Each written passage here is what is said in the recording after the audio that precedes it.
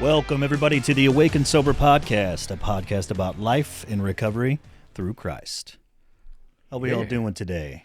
Well, looking forward to today, actually. Absolutely.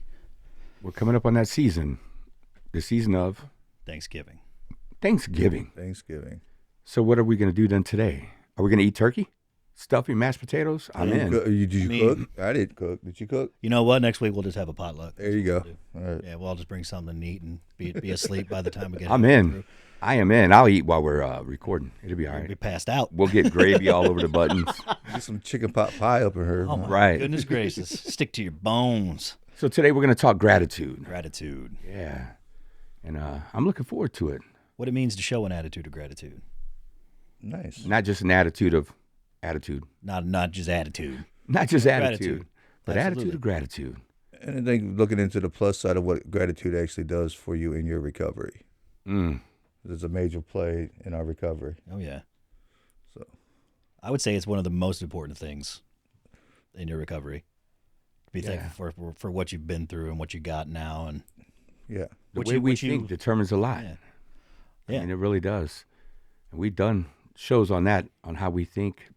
But, Michael, how are you today? I am doing so well today. This past week has been really, really rough. Went to the urgent care, went to the ER. I was out of work for a week, sick. And finally, the last couple of days, I started feeling better. And I actually got on the golf course this morning by myself and listened to some music and just enjoyed myself, enjoyed the weather, enjoyed the colors, enjoyed the sounds. And I was incredibly grateful, and it kind of showed me how much I take my health for granted. Right. That I need to learn to listen to my body more and let people know what's actually going on with me, because I'm mostly just go. And I can't do that anymore because it's not feasible to continue. Are you getting too old? He's growing up. I wasn't gonna say nothing, but no. But no. And today was a gorgeous day. So hopefully everybody, get outside. We got this weather for the next couple of weeks too, so I'm looking forward to it. Do we really? Yeah, we do. Oh, disc golf time. Oh yeah. Life is good. So. I guess tomorrow's going to be a little disc golf day then. I mean, if it's going to be gorgeous tomorrow, we can't play at the fort, but we can play somewhere. I think it's supposed to be like 70s for we go to Quail this week. We go to Quail. Actually, I got an appointment in the morning to handle. That's okay. So I think they're going to meet me, St. Charles, kind of halfway on their way home. So we'll meet with them tomorrow morning. Do you need me, or did you ask? I didn't ask, and I think he just wants to chat with me for now. So I'm going to handle it. Go do it. So speaking of that, how are you? Better in that, and I'm glad you brought up going to the urgent care, because I too myself had to go to the urgent care this week because I have arthritis in my back where I broke it when I was younger, so it's caused issues. But I was able to take that bit of misery that I had and use it in teaching yesterday. How, when we start doing the things that we encourage our clients to do, get a primary care physician, be able to follow up with them and take care of yourself. We both put that into practice over this last week. Yeah. So we do practice what we preach. 100%. And we were able to share it. So I was grateful that I have been doing that, so I was able to take it to others. Nice. You like the way I did that? Yeah, we missed you at church this morning, though. It was good. I had a bad night, man. I think the medication maybe wore off somewhere towards the end of the night, but nothing worse. And my wife was gone in Kentucky at a conference, so I was here alone. I never slept in my room. You leave it up to me. I just sleep on the couch all the time. Yeah. And this recliner's, so I ended up falling asleep last night on the couch, and no alarm set. Woke up and thought it was like 8 o'clock, but it was 10 till 9. So I had to get ready for the 9 a.m. service and get up there. And so I was a little late, but I walked into a great word today. Yeah. And a little bit about what we're going to be talking about.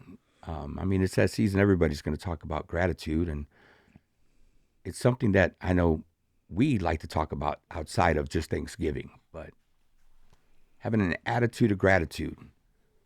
Mm-hmm. Who wanted to kick it off? Looks like you got it right in front of you. Well, It's talking about here. It's about why gratitude matters and how it can transform our recovery. Like we shared, it may suck that we're in a recovery program. But being grateful for you really get to see how much that recovery is actually working for you, and then you be able to go and share with others. I think that's a huge thing in recovery is being grateful for the moments that you have. And so it's been brought to my attention that my attitude has changed over this last year. Maybe a Little little. year plus. I'm not quite the same guy I once was, and so I went and asked my wife about it, and she tells me she shared her gratitude towards that I'm not as angry as I once was, and that she's very grateful for that, and whatever it is that I'm doing that I need to be sharing with the others, so that too, and so I'm grateful that it has come to that. I never thought, but Yeah, you're a whole different person. I mean, let's go pre-brother and post-brother. Pre-brother, you were all right, but you were still kind of a jerk at times. You just had this little mentality. But since then, it's night and day. So I mean, night and day. It's been fun to watch. Almost a little ridiculously overjoyed sometimes. Yeah. This is the only Derek I've ever known, so lucky. yeah, right. Yeah. And it really is. You would bite people's heads off. You were still crabbier, but you weren't using. But you were still working your recovery. But now you're actually. See, I had to I argue. guess yeah, you weren't, but you were sober. I was sober. That's what it was. Yeah. I wasn't working my recovery. I was sober. Yeah, I mean, you were checking a box in most things, and nowadays you seem to be living it. Well, that's what I was kind of sharing. If we're gonna share this stuff with others and help guide others through their recovery, we need to be practicing the stuff ourselves, Definitely. putting forth that effort. I'm not ashamed to tell people, hey, I just, you need to go see a psychiatrist. Or was I going to, dude, I just talked to one Wednesday at this time. So don't sit there and tell me that it's not going to help. Take it from somebody who it's worked for, and things like that. And a psychiatrist is a psychiatrist for a reason. Right. Your primary care is your primary care for a reason. Sniffles, primary care. Psychiatrist. Mm-hmm. It's weird how that works. Yeah. And then have a therapist too. Yes. So have something well-rounded. But how often do you really give thanks to things? I'm like to think I'm very grateful every morning I get up because I should not be here on this earth. Everything I've been through in my time, things that have happened, I shouldn't be here today, but I am, and I'm very grateful that I get to wake up.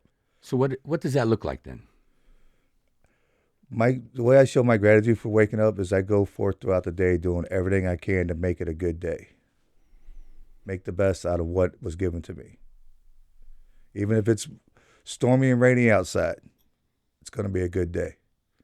May have a bad moment, but I'm not going to have a bad day.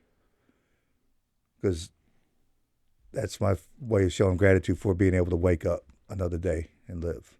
So how do you change those bad moments to where they won't ruin a whole day? I usually call somebody or talk to somebody, get it off my Tyrone? chest. Tyrone. Man, we got Tyrone What's a up, lot Tyrone? on High the show. five. High five. I'm not Tyrone. we got a lot of. Better call somebody. Yeah. Mm-hmm. But talking about it, getting it off my chest, really quashes the thing. Or like I shared in a couple podcasts back, if you can remember what it was, I go talk to some individuals that I work with who always have something nice and funny to say that really calms my nerves. Nice. Nursing, love you guys. Shout out nursing. Yeah. And the nurses were happy, I hear. They were. So what does gratitude look like for you, Mike? Well, you asked him, how do you, I guess, gauge your gratitude? So I journal every single night before I go to bed, right? With my fantastic therapist, I send her the journal entries every single night, and it asks me like, what am I grateful for? And then I'm also doing Thanos, which we talked about last week: feelings, affirmations, needs, ownership, and struggles or successes, and It really goes to show me, I'm not grateful for the same thing every single day. Right. One day for me, I feel like gratitude is an action, not just a passive form of, being. Yes, can we all be grateful? Of course, but I feel like the more that I am grateful and the more that I do recognize those bad times and I say, holy crap, this is a bad time. And then I talk to somebody about it, I'm immediately thankful for that bad time. And I'm more thankful for my sobriety during that bad time. Because in the past, bad moments used to wreck my days.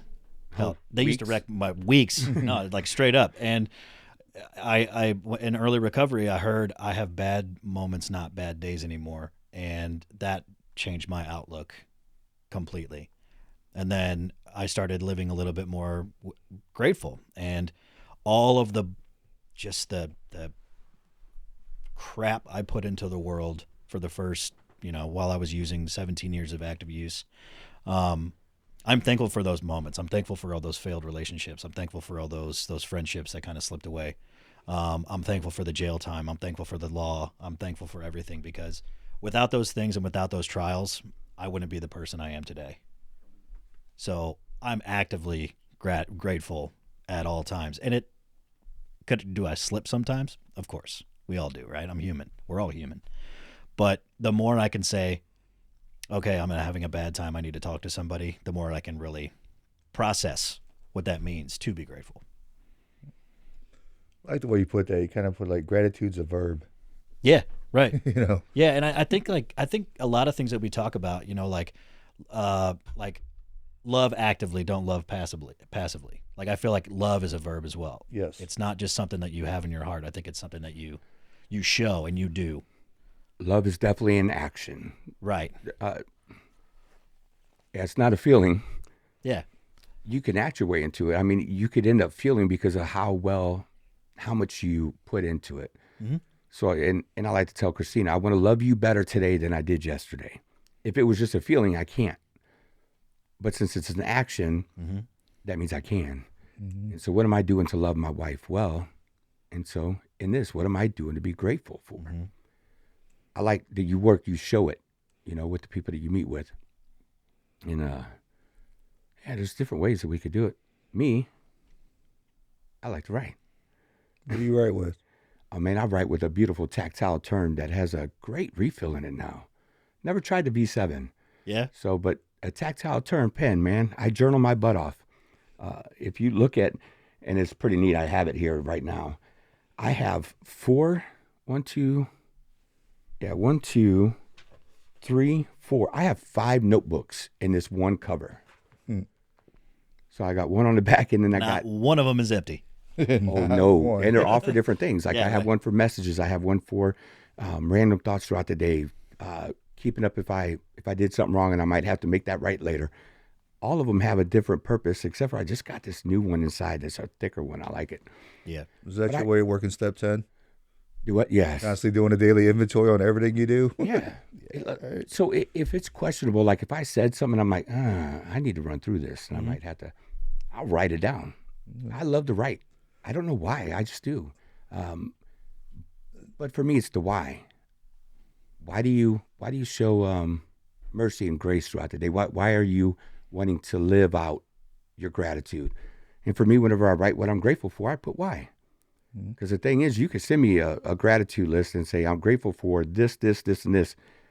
And if you don't tell me why, then you're not grateful. So the why to me is what always matters. I dig that. I think that's something I could do better.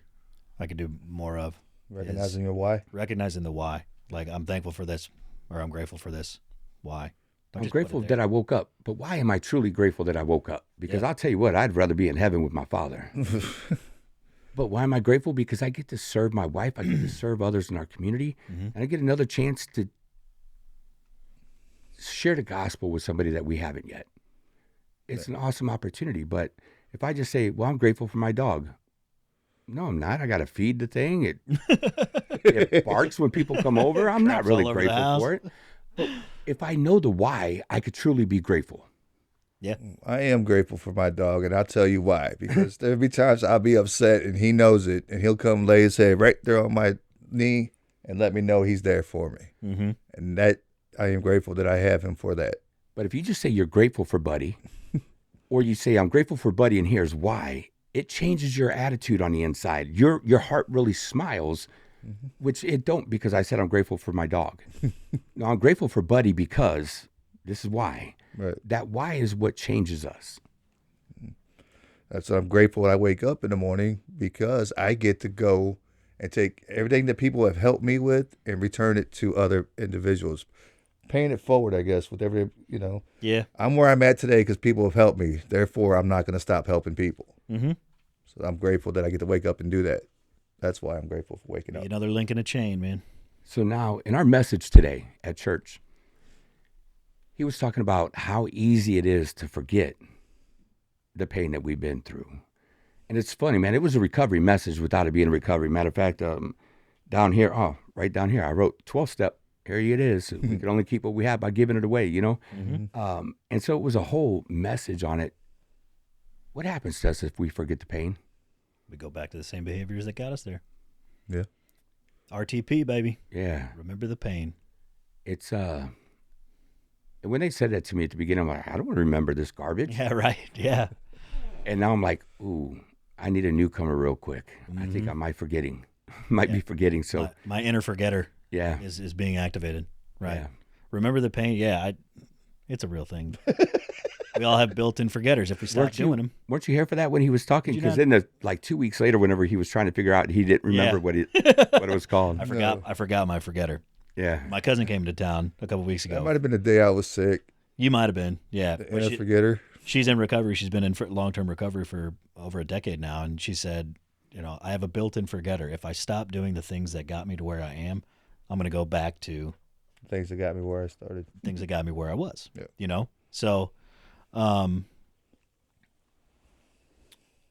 man, I had something, but I You just forgot. totally lost Totally your thought, forgot man. Come on. I did it. Oh well, it happens. Yeah. Inner forgetter, right? Yeah, That's more alcohol Right? than anything else. But dude, look at that. Come on. So, I want to say, a lot of times we feel like we don't have the strength or the willpower to overcome our obstacles. And a lot of this all comes down to like negative thoughts.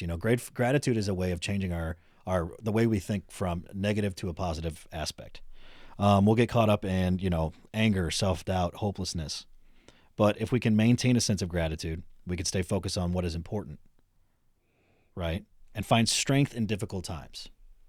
Like a couple weeks ago, it was one of the harder times I've had in recovery, which I had 21 months yesterday.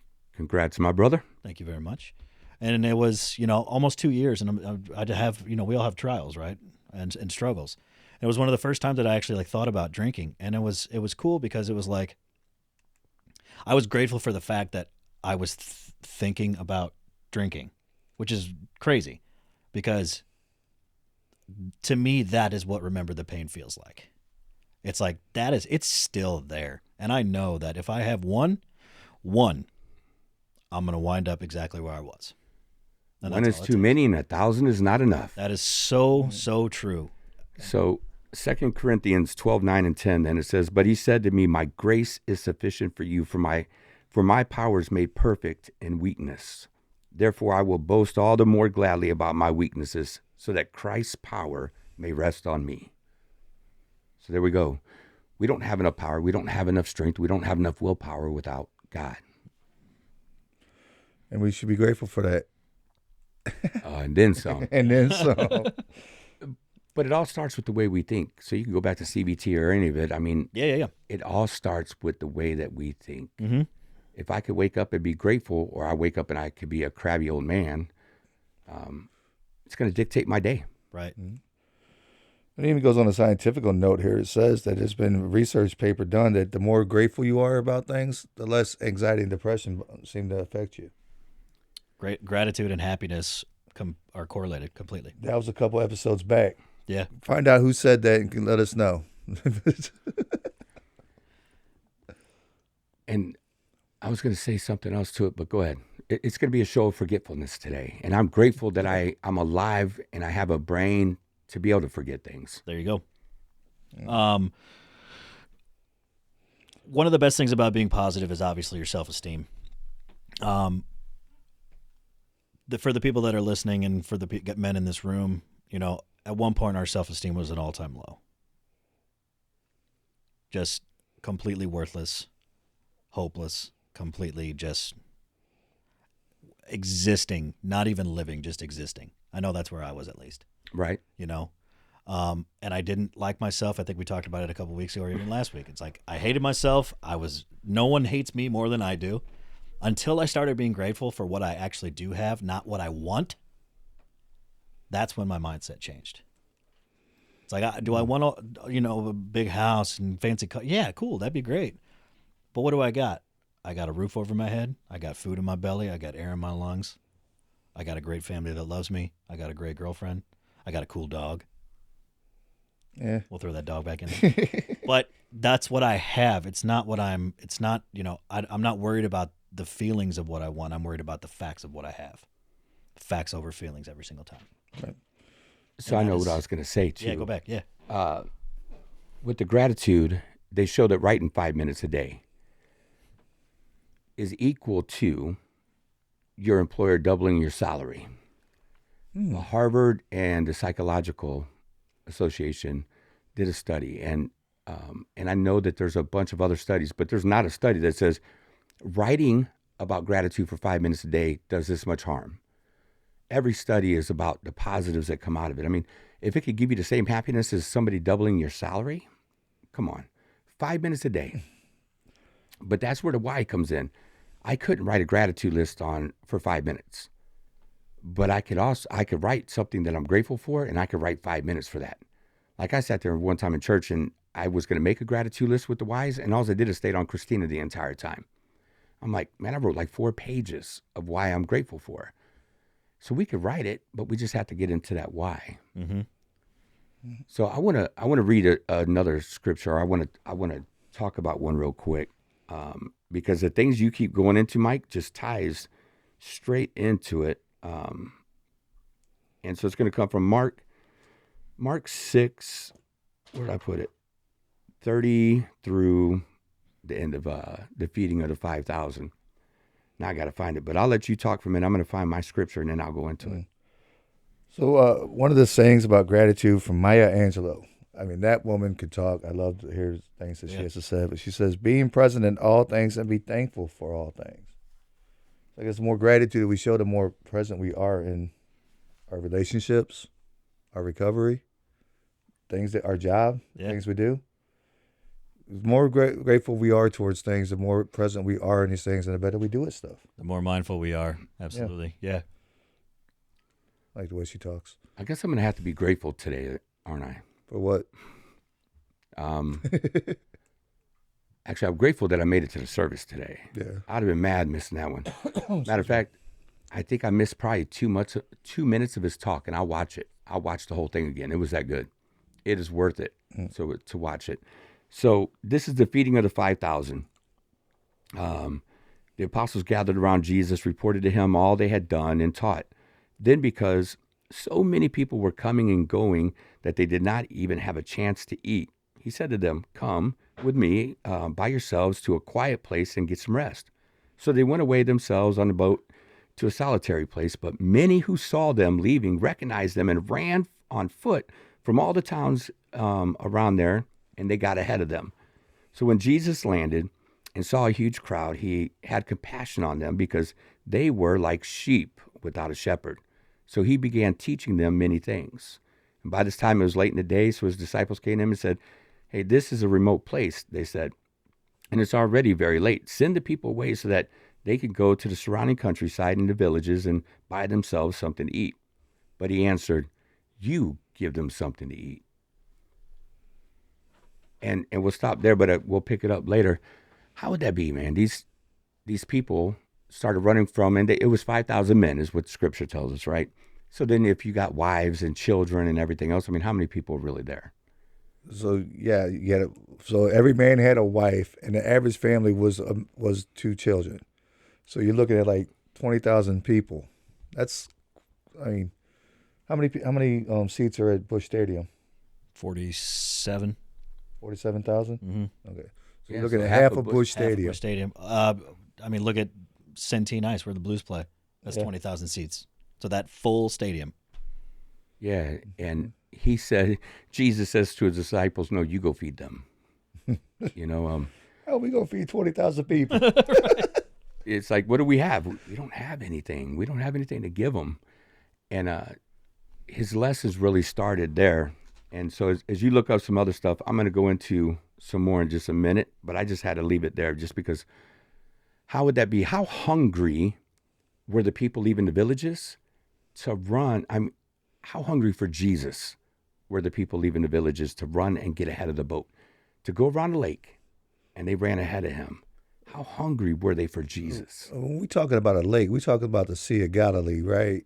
Which is like Lake Michigan. Right. So these cats are running around Lake Michigan to get to the other side where Jesus is at. And they beat him. And they beat him there, yes. How hungry are they for the word of God? Oh, they were starving. They didn't even care about food. Mm-mm. I mean, the disciples did because the disciples are tired. Oh, man, my feet hurt. We've been at this all day long. And they took a boat ride over. Mm-hmm. They ain't grateful at the moment. Mm-hmm. Not at all. But these villagers hungered for Jesus so much that they ran ahead of them and beat them over there. That's a good picture of it. Yeah. It's like putting out a smorgasbord in front of me. Yeah. I'm running to it. Before y'all even get there, I don't have my plate. Start eating the cutting board. I'm telling you. Oh, y'all wanted some? My bad. So Aesop, you listened and read some Aesop fables and stuff back in the day? Probably, yeah. Yeah. His thing says, gratitude turns what we have into enough. It's kind of like what you just shared Can you about. say that again? Gratitude turns what we have into enough. I love that. Just what you were saying. You have a roof over your head. You have a car in the driveway. You have a dog that loves you. Mm-hmm. Be grateful for that, and that's becomes to be enough. Yeah. Bills paid. Right? I mean, I used to worry, and a lot of my troubles, frankly, come from financial reasons. I used to worry about my finances so much, to where it was like, oh, I don't have enough for this, or I don't have enough for that. All of that stuff was superfluous. I had everything I needed. I had all my bills paid, right? And now I don't worry about finances because if my car's paid for, good. Rent's due, good. Food in my belly, good. Bills paid, good. That's literally all I need. Do I need a couple extra dollars to have in my pocket? It's nice, but at the end of the day, I got what I need. Mm-hmm. So Makes what you have enough. yeah, 100%. So on that, Jesus said, he told them to go give him something to eat. They said to him, that would take more than a half a year's wages. Are we to go and spend that much on bread and give it to them to eat? Jesus asked, how many loaves do you have? He said, go and see. When they found out, they said 5 and 2 fish. Then Jesus directed them to have all the people sit down in groups on the grass. So they sat in groups of hundreds and fifties. Taking the 5 loaves and the 2 fish and looking up to heaven, he gave thanks and broke the loaves. 20,000 people sitting in groups of 50s and hundreds. I would have hated to try to crowd all those people. Right? But think about that. 20,000 people, 5 loaves of bread. So Jesus, going on what you just said, gave thanks to the Father for something that wasn't enough. But he gave thanks anyway. And then as he began to break it, it began to multiply. So because he gave thanks for something that wasn't enough, God blessed it as he broke it. It's a good picture of what we have to go through. We must be broken in order to be changed into what God has in store for us. We will not receive those blessings until we are broken. So if we'll come to him broken, empty-handed, and just be grateful for that brokenness. How do we do that, though? I mean, that's a hard thing for me to learn at the beginning was how can I be grateful being broken? In the beginning of your recovery or the beginning of your life? Any of it. Any of it. Think about it. None of it. When we're going through a storm, it's never easy. Why am I going through this storm? And we'll talk more about that in a minute, but go ahead. What I was going to share was a lot of the stuff I've been through, even in my addiction, after reading a book, and it sort of says I've gone through the things I've gone through in life to bring God glory. And now that I can take my story and the things I've learned through my addiction and that and take it to others and help others and bring them to God, I'm very grateful for the crap I went through because now I got something to share with people, to bring people to God. That's why I'm grateful for that crap I went through. Yeah, right. God is going to send you to somebody that of what you've been through. Yeah. Yeah. Yeah, it makes it nice. But how do I give thanks in my brokenness? So somebody just coming in. I mean, think about some of the people we deal with. I had a thought about, like, I was just thinking, like, I wonder how much, like, the gratitude and the desperation tie hand in hand. Like, I want to be, I was desperate for recovery. I was desperate to live a life that I could be grateful for, or to even recognize what to be grateful for. So I feel like the people that come in and are desperate, like truly desperate, like life or death, like we all still live our recovery, because it is. Mm-hmm. I feel like those people might have a closer chance of being grateful for what they do have than people that come in not desperate, and we've all been to treatment, using treatment like a vacation, that desperation and that gratitude, I feel like they're very, very close. I don't know if I'm making sense. I might be going in circles, but No, you are. And I think that's the desperation of the people running. Exactly. Ahead of Jesus. 100%. Because they hunger for God so much that they'll find Jesus. Yeah. Mm-hmm. But when we come in and we're desperate, but we're and not we don't have that gratitude yet, Mm-hmm. we're going to find the enemy. Yeah. Yeah. Because it's going to be the why me, why me, why me Oh, yeah. part of things. It was said that miracles start with what we have. So how can we be grateful for what we have? There's a Christian song out there. I can't remember what the name of it, but he comes out and goes, "I am blessed. I don't have much, but I could have less." Something about it. I just love that tone. I love the way he brings it. Yeah, maybe not. We don't have a whole lot.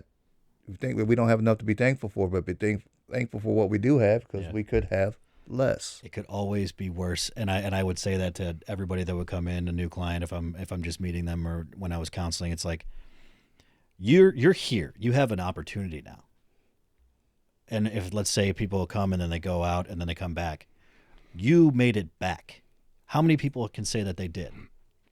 So there's gratitude in every tiny little thing. Doesn't matter what it is. A lot of people don't get an opportunity to get recovery in the first place. Mm-hmm. So for people that are in recovery, there's nothing but an attitude of gratitude, because we do have a chance to better ourselves. There should be. There should, yeah. I was gonna say there should be, because there's been quite a few. We know some negative Nancys, right? Well, what I'm saying is, for the people that that are that desperate, right? Yeah, back to the Desperation. people running around the lake. Running around the lake. What are you going to do? What lengths are you going to go to? They ran around a lake. And it's not a little lake. No. You say Lake Michigan? Yeah, It's a friggin' ocean. it's like running. It's like running from Chicago to Detroit. You can't see the other side. And here these people are beating a boat. And they haven't even had dinner yet. That's why the disciples are like, man, get rid of them. We want to eat. We know they're hungry. Yeah. They ran and they beat us here. Right. Yeah, if we're grateful for what we have, God will multiply that. And so I like it to where it could always get worse, but I just like to try to look at things and say, why can't I find something positive in it? Why can't I be grateful for this? Right. We always have enough. Even if it's just the breath in our lungs, we have enough. And they played that song again today, Gratitude. The one that keeps wrecking me for the third time, twice in church, once on a men's retreat. All three times I've heard it. Because it says, I have nothing left to give except for this hallelujah, right? And dude, there's something about that part that just wrecks the crap out of me, because here, he don't care about anything else. Mm-hmm. He don't care if we have a brand new car, a brand new house. That's not what it's about. But can I be grateful for what I do have, which is a hallelujah to him. A thank you. When he said to his disciples, I want you to feed them. And they're probably like, we don't have anything left. Yep. Okay, you don't have anything left, but what do you have? That's where the answer lies. What do you have? Service. Service. you can go be of service. Like we all are. We all try to be as much service to others, right? So Actually, no, that just crushed me. what? I was just complaining. I'll be honest. I was just complaining about certain individuals and then how it's wrecking me because they don't have that gratitude. Yeah. What can I do? What can I do for What can I do? Yeah. I can serve. Yeah. Keep doing what I do, and if they don't take it, that's on them. I can't do nothing about that. That's it. I'll give you the fish. You ain't gonna eat, starve. I mean, I don't know what to tell you. You can lead a horse to water. Hey, but if the desperation becomes enough, Yeah, right. they will. Right. Or they will wither away, unfortunately. I was going to say something, man. I forgot. It's all right. Forget her. It's one of those days. It is. But at least It I is. remembered mine and came back. I wrote a note so I could come back to it. Hey, at least we all remember to show up today. Love you, Perm. Yes. Big love to Big Jerv. If anybody hasn't noticed, he is away today, and nothing but love for Germ. Yeah, you know how a lot of us complain about what we do have. Why can't I have more? Why don't I have more? Yeah. And another thing that was said today that really sat well with me, I mean, I could say it sat well. It makes sense. God's not going to give you more until you manage what you already have. Yeah. I was like, that's a good way to look at it. Being faithful with the smaller things, so I make you ruler over bigger things. Yeah. But I mean, until we show that we can manage what we do have and manage it properly, why would God bless us with more? Because we're not going to manage it well either. Yeah. So Gratitude can show others that you do not take your second chance at life for granted. By expressing thankfulness for everything you have in your life, you can shift your mindset from focusing on what you lack to appreciating all the wonderful things you have going for you. I think that ties into everything we've been saying. Yeah. Everything we've been saying. Absolutely. So somebody was reading scripture when they wrote that. Yeah.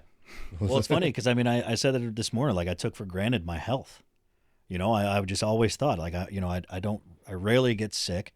And so I got sick and I got sick, it was not good. And getting outside today really showed me like, take care of yourself. So what happened on the golf course that made you just so happy?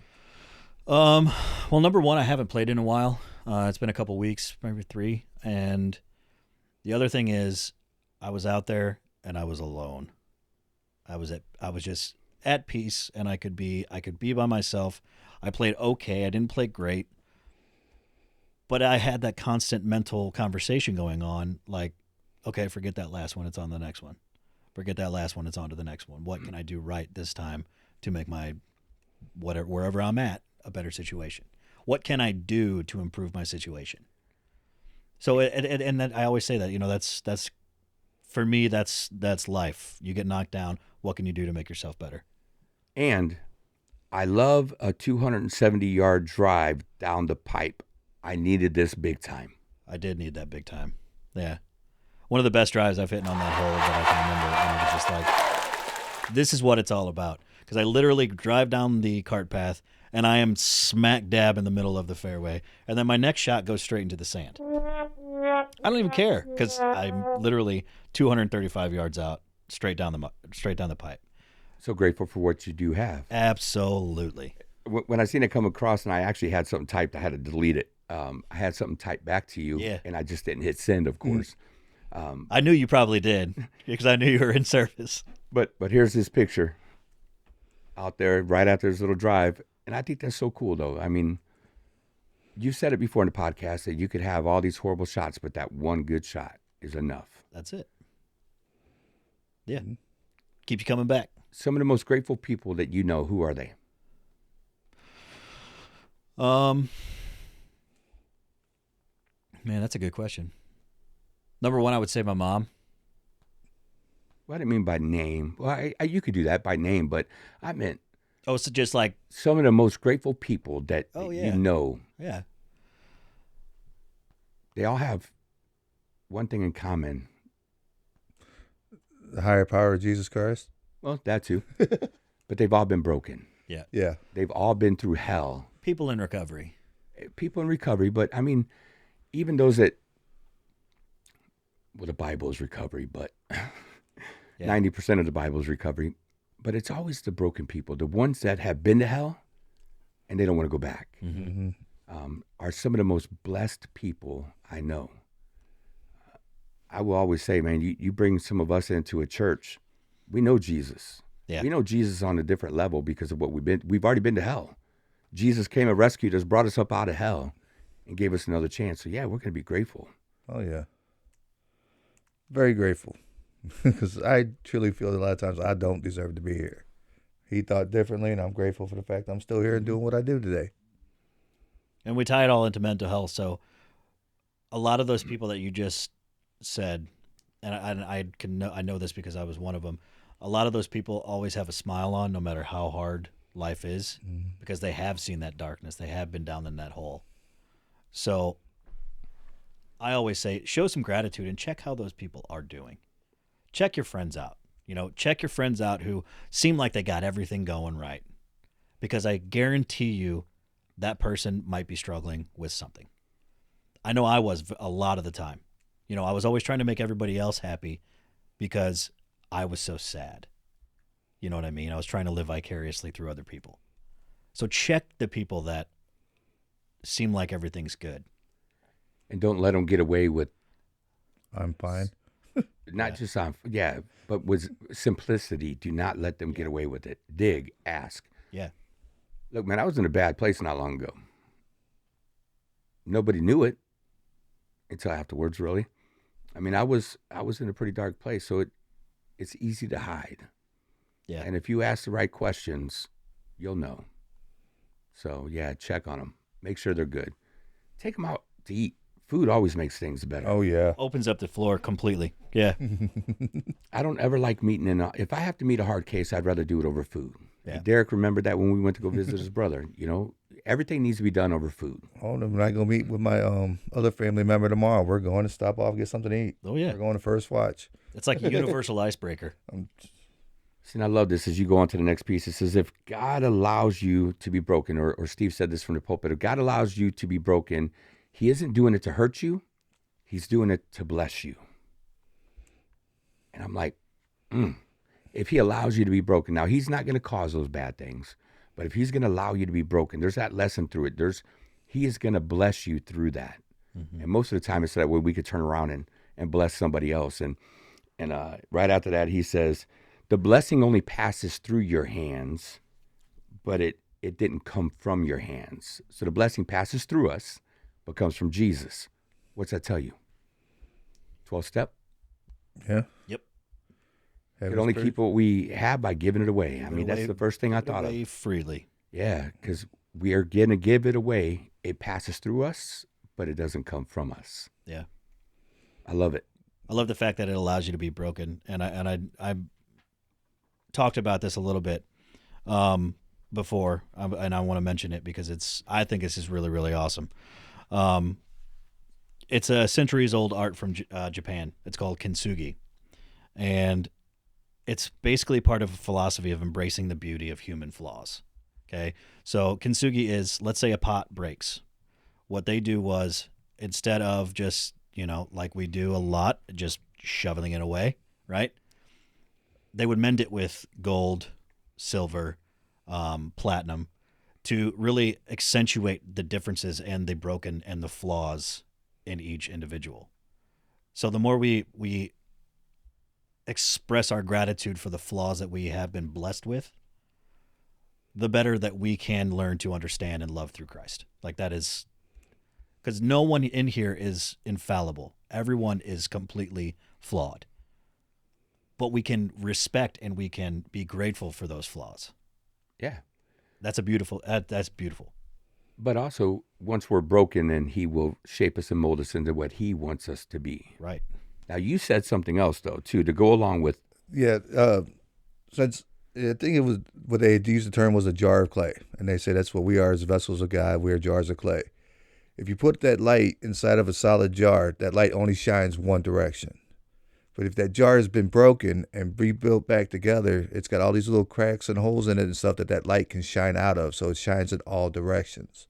So sometimes we had to be broken so that we may shine in different directions. Our light will shine through the brokenness, yes. Yes. Mm-hmm. And so After the feeding of the 5,000, what did Jesus do? Took a nap, didn't he? I would have. He sent the disciples in the boat to go across the water. So he sent them out, and there's a bad wind, but it's not the bad storm time, but they were stuck because Jesus was going across the water. He was walking on water. So Jesus was going across instead of walking around the lake. I wouldn't either. I don't blame him. And he comes up on the disciples, and they're not going anywhere, and they freak out because they thought he was a ghost. But think about it. He sent them out into a storm, into that little windstorm where they couldn't get anywhere. And so was it a divine appointment? Was it a divine instruction to go? So when we find ourselves in that storm, we can look at that as a divine instruction from Jesus, from God saying, I need you to do this because you're going to be blessed when you come out of it. So be grateful. We got to be grateful for them storms, those trials, those lessons. But it's hard to do. It is hard. Yeah. I can tell you when me and Christina both found ourselves jobless at the end of 2022, even though we knew what was coming, we didn't know what was coming. And it was hard to find joy sometimes. So Is that when Jesus reached in and said, "Oh, ye little faith"? How long do I got to be here? and he always does. He always provides. He everything turns out okay, but in that storm, we feel like it's the end. And so how can we be grateful through those storms? Waking up and giving thanks. Mm-hmm. I like writing. Grab a tactile, turn pen. I mean, you could, Sober 15 gets you 15% off. Order one.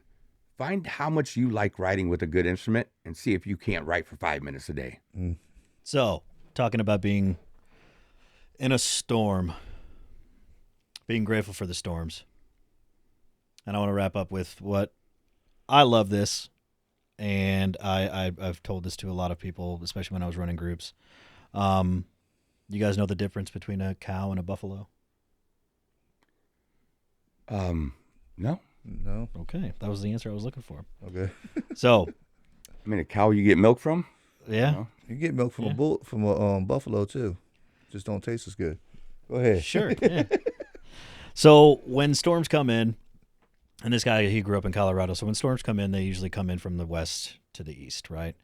Cows do is very natural. Cows sense a storm coming from the west, and so they start to run towards the east.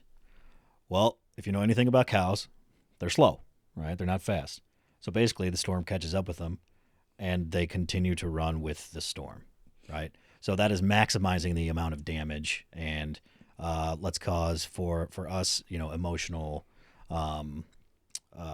distress, bad emotions, bad headspace, Mental health issues. right? Mental health issues. We try to run and we try to avoid. Okay, humans do the same thing. We typically try to avoid all of the challenges in our lives, right? Especially, I would say, when we're using and drinking, we're trying to avoid. We're trying to find the quick fix, right, to what we're going through, which typically it never is the answer, and it simply maximizes the pain, right? So the difference between a cow and a buffalo, what they do is the exact opposite. They see the storm coming in, and instead of running east away from the storm, they run directly at the storm. By running at the storm passes over quicker, minimizing the damage and the stress and all of those negative thoughts and all that negative mental health that we always talk about. So instead of running with it, run at it, challenge it. Because the more you challenge it, the easier it is and the quicker it will pass over. Face everything and recover, or forget everything and run. Yeah. Fear. Got it. Write that one down. Don't let fear dictate what you're going to be doing. No, I like that. I've never heard it before, but I mean, it's good instruction. One, you're going to get tired running away from it. Yeah. And you're going to sit there through the whole thing. Always. And if you just turn around and run towards it, at least you won't get as tired and it'll be gone. Yeah, I like that. The beauty of it is, too, you run through enough storms, you realize that there is sun on the other side. Dancing in the rain. Mm-hmm. Especially in Missouri. And be grateful for it, right? Be grateful for the that storm. Absolutely. Definitely. Derek, what do you have in closing? Just gratitude is not just this time of the year. It should be something that's practiced all year round. Let's be grateful for what we have. If we're grateful for what we have, we always seem to have enough, and that's what we need to be grateful for, and we need to practice it regularly. So even in our recovery, be grateful that we're in recovery. Be grateful that we have a chance to better ourselves as individuals. Yeah. How are you going to practice gratitude? Are you going to go out and show it, which is the best way to do it? Are you going to write it? I'd encourage you to write it, but write your why. I bet you anything, there's going to be a little graphic that comes up during this show throughout. It's going to say, know your why. Mm-hmm. Know your why. What are you grateful for and why are you grateful for it? It will change the way you think. I don't have a know your why. They haven't been made yet. It'll be coming. She's making them. Why not? Because some of the the graphics sent over too many different ones. As you can see, there's a whole bunch of different ones made. But yeah, know your why and be grateful all year round. I like that. I do like that. So start writing a gratitude list. Let's see what it'll do to your mind. If I tell you what, if it doesn't change, we'll refund your misery. Then you could go back to being crabby. I love that. Refund your misery. We'll refund all your misery. If writing a gratitude list for the next 90 days, or let's just start at 30, the next 30 days, if writing a gratitude list at 5 minutes a day does not change your happiness and your joy level, we'll refund your misery. I promise. So with that, God bless you guys. We love you. Thank you for joining us. We'll see you soon. Don't forget to like, share, and subscribe. Yes, we are on all podcast platforms. Thank you. See you guys next week. Yeah.